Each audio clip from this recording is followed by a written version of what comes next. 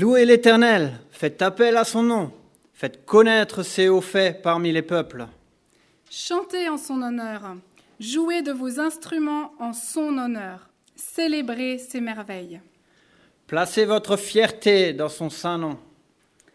Que le cœur de ceux qui cherchent l'Éternel se réjouisse. Ayez recours à l'Éternel et à sa force. Recherchez constamment sa présence. C'est avec ces versets du psaume 105 que nous vous souhaitons la bienvenue. Nous souhaitons que ce matin, en ce lieu, mais aussi plus tard, chez vous, vous puissiez rechercher la présence de l'Éternel. Bonjour à tous, je me réjouis de vous revoir chacun, chacune. Que c'est exaltant, n'est-ce pas, ce temps où nous pouvons louer Dieu, où nous pouvons nous tenir dans sa présence. Ça nous projette directement dans le ciel, c'est un avant-goût de ce ciel. Et ce matin, je lisais encore un passage dans Apocalypse 7, où il y avait une foule de personnes qui avaient reçu des robes blanches, qui se tenaient devant le trône et qui adoraient Dieu. Et vous savez ce qui s'est passé? Les anges sont tombés à genoux devant Dieu, devant le trône, et ils ont continué d'adorer, ils ont repris l'adoration que cette foule de personnes de toutes les nations avait prononcée. C'est un avant-goût du ciel de pouvoir vivre ces moments et nous en avons besoin. Mais la vie chrétienne n'est pas constituée que de ces moments où nous sommes comme au ciel. Elle est aussi constituée de moments de souffrance, de moments difficiles. Et le texte que j'ai étudié pour aujourd'hui me laisse même avec plus de questions que ce qui m'apporte de réponses par rapport à la souffrance. J'aimerais vous le lire, c'est dans 2 Timothée chapitre 3, les versets 10 à 13. C'est l'apôtre Paul donc, qui écrit son testament et qui l'envoie à Timothée. « Pour toi, tu as suivi de près mon enseignement, ma conduite, mes résolutions, ma foi, ma patience, mon amour, ma persévérance, mes persécutions, mes souffrances. À quelles souffrances n'ai-je pas été exposé à Antioche, à Iconium, à Lystre? Quelle persécution n'ai-je pas supportée? Et le Seigneur m'a délivré de toutes. Tous ceux d'ailleurs qui veulent vivre pieusement en Christ Jésus seront persécutés. Mais les hommes méchants et imposteurs avanceront toujours plus dans le mal, égarant les autres et égarés eux-mêmes. » Quand je lis ce texte, j'ai l'impression qu'il n'y a qu'une chose qui me saute aux yeux et qui accapare toute mon attention. C'est cette phrase « Tous ceux d'ailleurs qui veulent vivre pieusement en Christ Jésus seront persécutés ». Et elle soulève plein de questions. Est-ce que vraiment tous les chrétiens seront persécutés?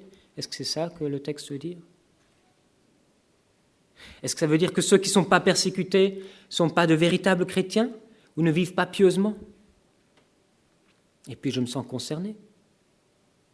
Moi qui ne suis pas persécuté, est-ce que je suis vraiment un bon chrétien? Ces questions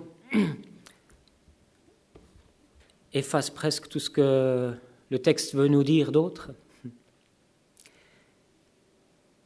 Alors voyons un petit peu ce que Paul veut dire par cela. Et allons faire un tour avec lui dans les Actes des Apôtres qu'il cite en parlant de ces 3 villes, Antioche, Iconium et Lystre, où il est passé, où il a vécu des souffrances et des persécutions. Ces histoires se passent pendant le 2e voyage missionnaire de l'apôtre Paul, au chapitre 13 du livre des Actes, 13 et 14. Et il ne s'agit pas de Antioche, d'où il a été envoyé, Antioche en Syrie, mais d'Antioche en Pisidie. Et là-bas, à Antioche, lorsqu'il prêche, les Juifs vont exciter les notables et les gens riches de la ville pour soulever une persécution contre l'apôtre Paul et Barnabas, avec qui il était en mission. Alors de là, de Antioche de Pisidie, Paul part pour Iconium. Là-bas, encore une fois, ce sont les Juifs incrédules qui vont exciter les païens. Il y aura une division dans la ville. Les uns seront pour les Juifs, les autres vont être pour les apôtres. Et ils vont lapider Paul, ou ils vont vouloir lapider Paul et Barnabas. Et Paul et Barnabas s'en vont. Ils s'enfuient de Iconium pour aller à Lystre. Et là, rebelote. Alors, cette fois-ci, ce n'est pas les Juifs, c'est les Grecs. Parce que les Grecs croient que Paul et Barnabas sont comme des dieux. Hermès et Zeus, parce qu'ils ont fait un miracle. Actes des Apôtres, chapitre 14, les versets 8 à 20. Et ils veulent leur faire des sacrifices. Paul et Barnabas refusent. Mais là, des Juifs viennent de Antioche et de Iconium, et encore une fois soulèvent la foule. Et là, ils vont lapider l'apôtre Paul et le laisser pour mort.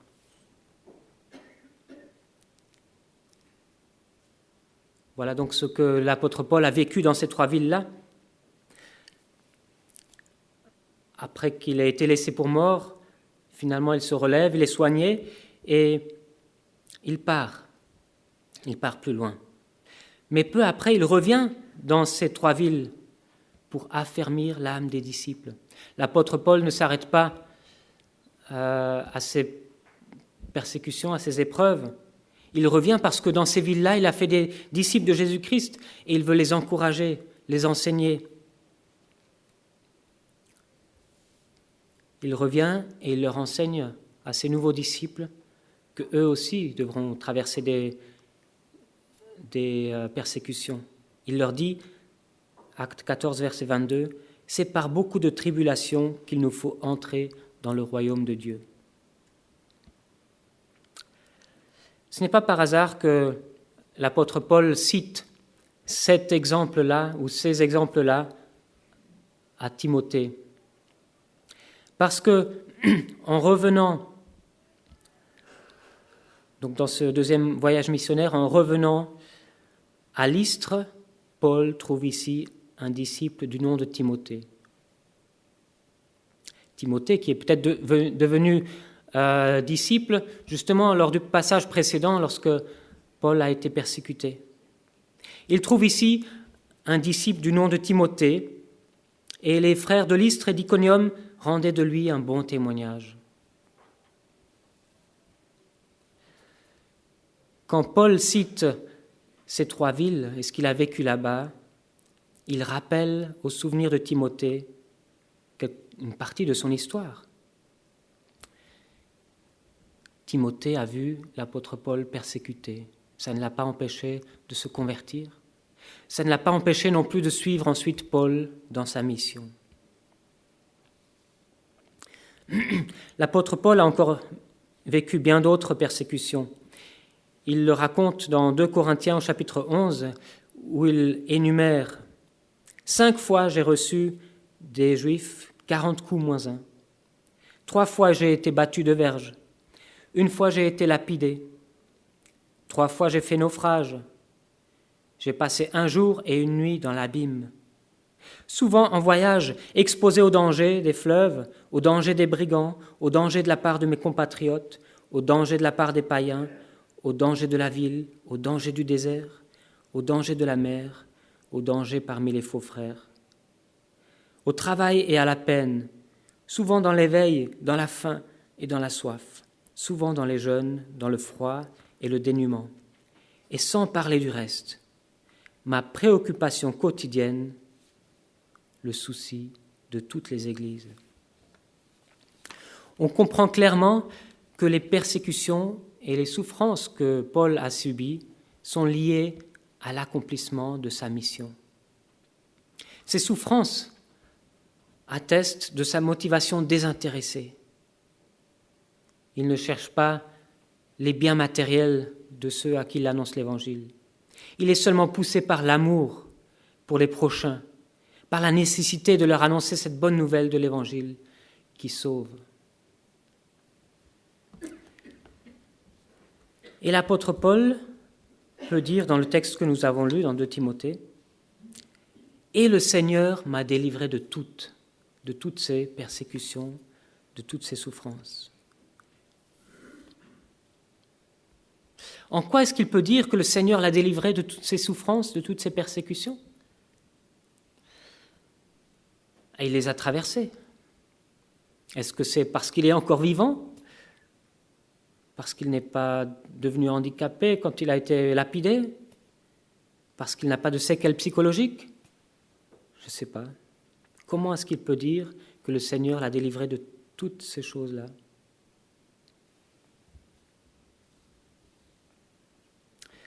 En tout cas, l'apôtre Paul pouvait cheminer avec des promesses du Seigneur. Pas des promesses qu'il ne rencontrerait pas de souffrances et de persécutions, mais des promesses comme celles qu'il cite dans la lettre aux Corinthiens. Il reçoit à un moment donné une vision du Seigneur qui lui dit « Sois sans crainte, mais parle et ne te tais pas, car moi je suis avec toi, et personne ne mettra la main sur toi pour te faire du mal, parce que j'ai un peuple nombreux dans cette ville. » Dans Acte 18, les versets 9 à 10.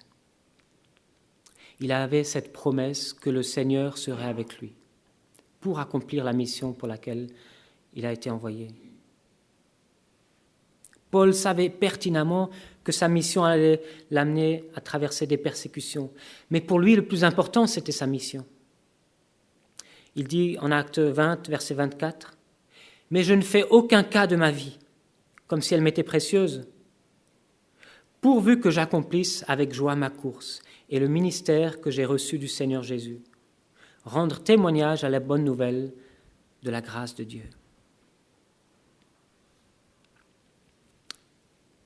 Il savait que c'était plus important d'accomplir cette mission que Dieu lui donnait. Et il savait que Dieu serait avec lui. Il pouvait aussi s'appuyer sur des promesses de l'Ancien Testament, comme celle du psaume 34. « De nombreux malheurs atteignent le juste, mais de tous, l'Éternel le délivre. »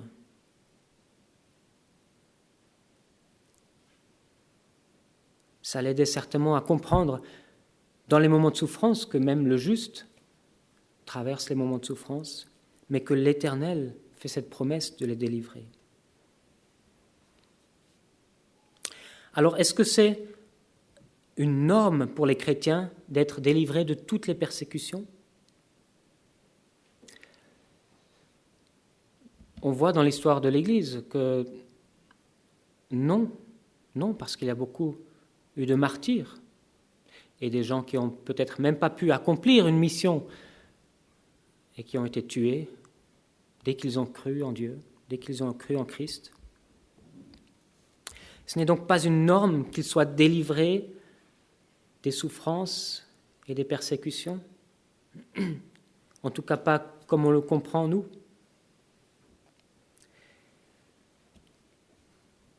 Et pour Paul, ce n'était pas une évidence, mais c'était une espérance.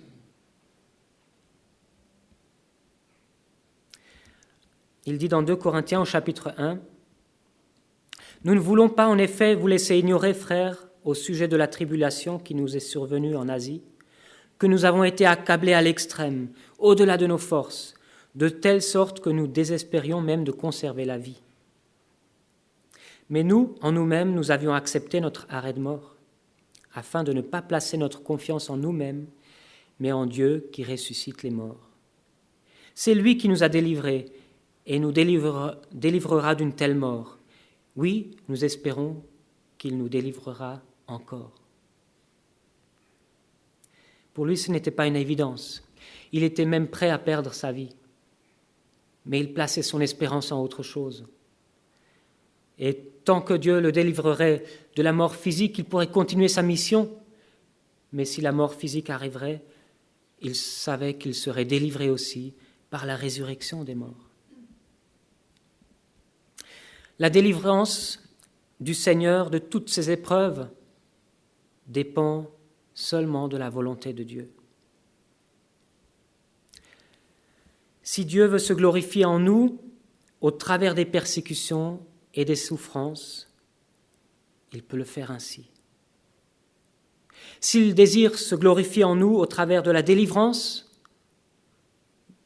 de la mort physique ou des souffrances, il peut le faire également. Pour certains, il va vouloir prolonger le ministère. Pour d'autres, il abrège la vie et le ministère qu'il pourrait avoir. Mais il peut tout autant travailler à travers le témoignage d'un disciple qui était fidèle et qui est mort. La manière dont Dieu nous délivre, ou quand Dieu nous délivre, ça ne nous appartient pas. Nous ne pouvons pas réclamer cette délivrance.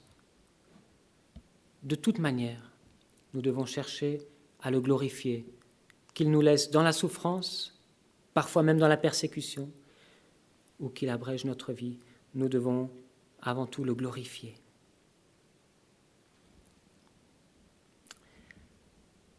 Par contre, nous pouvons mettre notre espérance en lui. Et ça, c'est ce qui a fait tenir l'apôtre Paul à travers ses souffrances.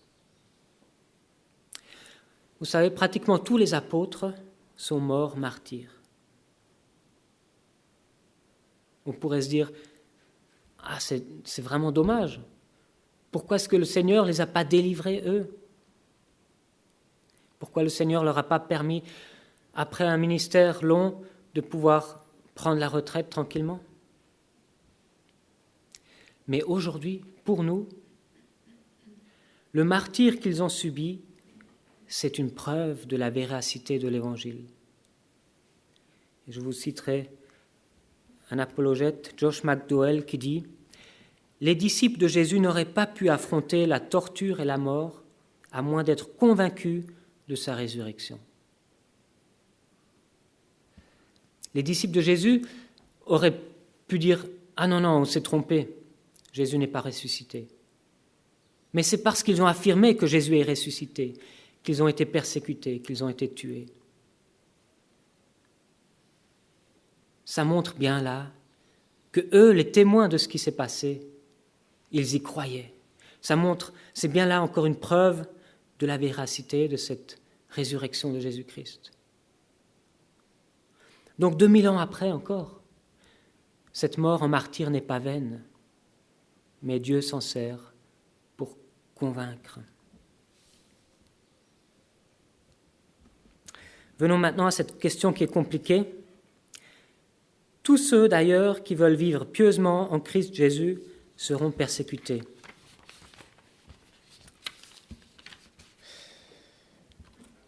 Tous ceux qui veulent vivre pieusement en Jésus-Christ. Est-ce que ça veut dire tous, vraiment tous? Qu'est-ce que disent d'autres textes? Alors Jésus a dit par exemple, « Heureux ceux qui sont persécutés à cause de la justice, car le royaume des cieux est à eux. »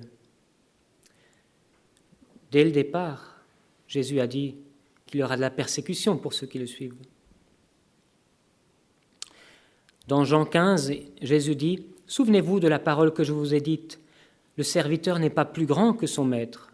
S'ils m'ont persécuté, ils vous persécuteront aussi. S'ils ont gardé mes paroles, ils garderont aussi la vôtre. » Jésus dit clairement que la persécution peut faire partie de la vie du disciple, tout simplement parce qu'on suit le Maître.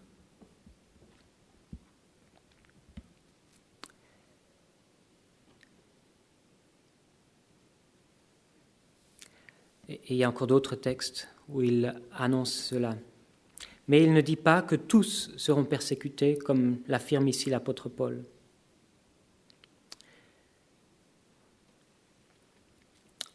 Dans le Nouveau Testament, la souffrance du chrétien est présentée comme la conséquence de notre union avec Jésus-Christ. Il est impossible de connaître le Christ sans accepter en même temps sa souffrance. Alors, certes, il faut faire attention, il y a deux aspects dans la souffrance que le chrétien peut vivre. il y a celle qui est commune à toute l'humanité et qui ne nous est pas épargnée. Toutes sortes de souffrances que vous connaissez aussi dans la vie. La maladie, des difficultés dans les familles, dans le travail, des accidents. Mais il y a l'autre aspect, celui qui résulte de la nouvelle naissance en Christ, celui qui résulte de cette communion avec Christ, parce que en nous attachant à Christ, nous ne prenons pas juste sa vie, mais nous sommes attachés au point que nous allons aussi subir des souffrances. Pas des souffrances qui sauvent, seule la souffrance de Jésus-Christ est salvatrice, mais des souffrances qui nous rendent semblables à Christ. Alors attention à ne pas appeler persécution ce qui n'est pas de la persécution, ce qui n'est pas en lien avec la méchanceté contre notre foi. Attention aussi à notre attitude vis-à-vis de la persécution. Comment est-ce que Jésus nous a appris? Est-ce qu'on peut juste monter encore ou descendre un petit peu? Merci. Comment est-ce que Jésus nous a appris à réagir face à la souffrance, face à l'injustice? Comment est-ce que l'apôtre Paul l'a vécu? Je crois qu'il y a une attitude qu'on voit souvent aujourd'hui qui ne fait pas honneur à cette persécution-là. C'est celle de se placer en victime. On le voit souvent. D'ailleurs, notre monde se place souvent en victime. Toutes les minorités qui sont pointées du doigt, qui sont mises de côté, se placent en victime et alors après, ils obtiennent des droits comme ça.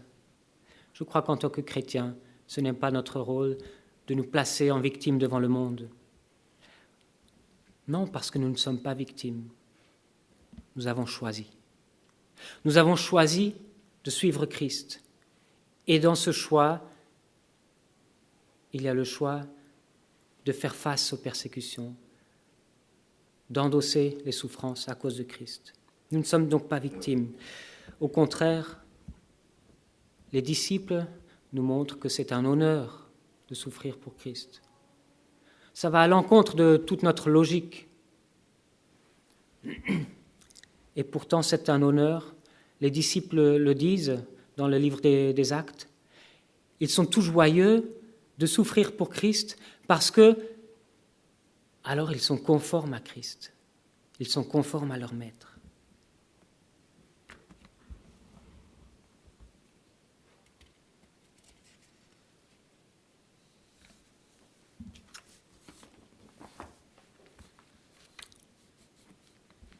Peut-être qu'aujourd'hui, nous ne sommes pas persécutés.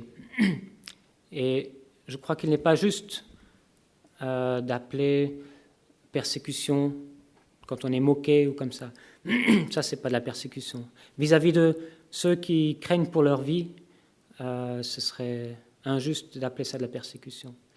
Mais nous vivons des souffrances liées à notre foi, liées à notre piété, parce que nous obéissons à Christ. Peut-être que certains d'entre vous souffrent d'être seuls. Il serait tellement plus facile de se mettre en couple avec n'importe qui, comme ça se fait dans le monde. Peut-être c'est là votre souffrance et les non-chrétiens ne comprennent pas. Peut-être souffrez-vous à cause de moqueries au travail ou à l'école. Peut-être même que vous devez refuser une promotion au travail parce que vous n'êtes pas prêt à être malhonnête. Peut-être souffrez-vous parce que dans votre famille, on ne comprend pas que vous soyez tellement attaché à Jésus. Certains membres de votre famille peuvent peut-être accepter que vous soyez chrétien, mais dès que vous prenez du temps avec Dieu, dans sa parole, pour le servir, ou en venant au culte, ils vous font sentir que ça les dérange.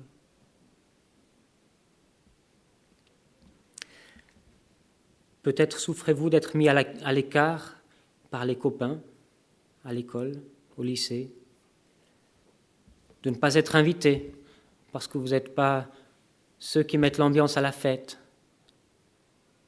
Vous ne voulez pas vous bourrer la gueule. Ce n'est pas ce que j'appelle des persécutions, mais c'est des souffrances liées à notre foi en Jésus-Christ. Alors regardons encore d'où vient cette persécution. L'apôtre Paul dit « Pour toi, tu as suivi de près mon enseignement, ma conduite, mes résolutions, ma foi, ma patience, mon amour, ma persévérance, mes persécutions, mes souffrances. » C'est comme un enchaînement. Paul est venu pour enseigner, pour apporter cette bonne nouvelle de l'Évangile. Paul avait une conduite qui était conforme à sa foi. Et il a montré aussi tout son amour envers les personnes. Donc cette persécution qu'il a subie, ce n'était pas la réponse à de la méchanceté, à de l'égoïsme, mais c'était une réponse à une conduite droite et juste devant Dieu. C'était une réponse à une foi en Jésus-Christ qui se traduit par l'amour pour le prochain. Dans le monde aujourd'hui, on entend toutes sortes de gens qui sont persécutés. Les Ouïghours par les Chinois, les Rohingyas en Birmanie, les Sikhs au Pakistan. Les chrétiens ne sont pas les seuls à être persécutés pour leur foi.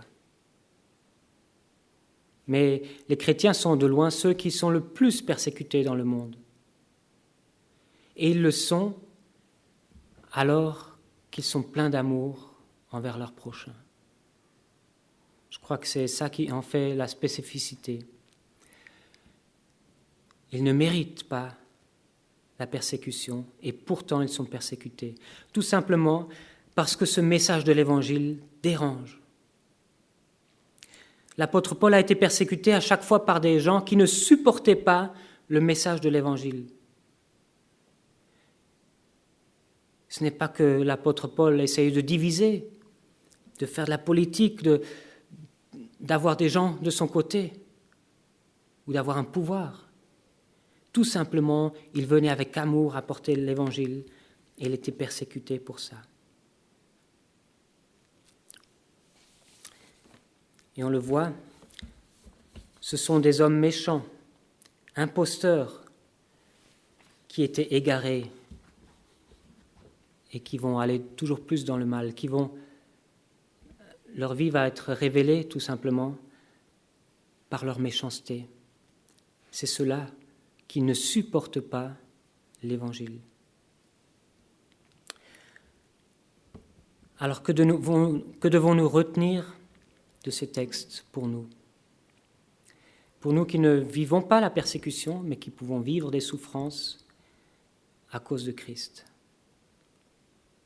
Est-ce que nous devons devenir comme des Pauls et être lapidés au coin de la rue? Non, ça appartient à Dieu. Ce que nous vivons chacun dans notre service pour Christ, ça appartient à Dieu. Et Dieu a choisi que certains soient lapidés, il a choisi que certains meurent de la persécution, il a choisi que d'autres soient simplement moqués, mis de côté, qu'ils subissent différentes pressions et différentes souffrances à cause de leur foi en Christ. Ce qui nous importe à nous, c'est de suivre Jésus-Christ. Il y a un contraste dans ce texte entre ces méchants qui s'égarent et Timothée qui a suivi Paul, qui suit Jésus-Christ. Nous voulons avant tout suivre Jésus-Christ et vivre pour lui, peu importe ce que Dieu choisit pour notre vie.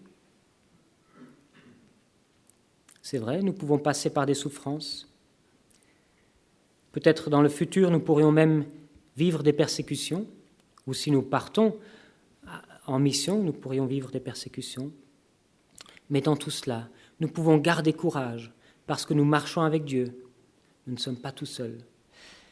La Bible est remplie de promesses pour ceux qui sont fidèles et justes, pour ceux qui suivent le Seigneur.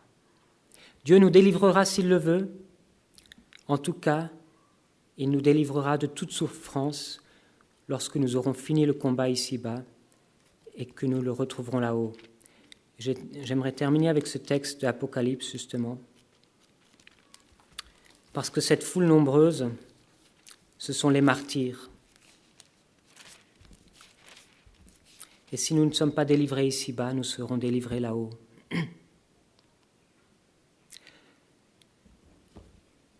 L'un des anciens prit la parole et me dit, « Ceux qui sont vêtus de robes blanches, qui sont-ils? D'où sont-ils venus ?»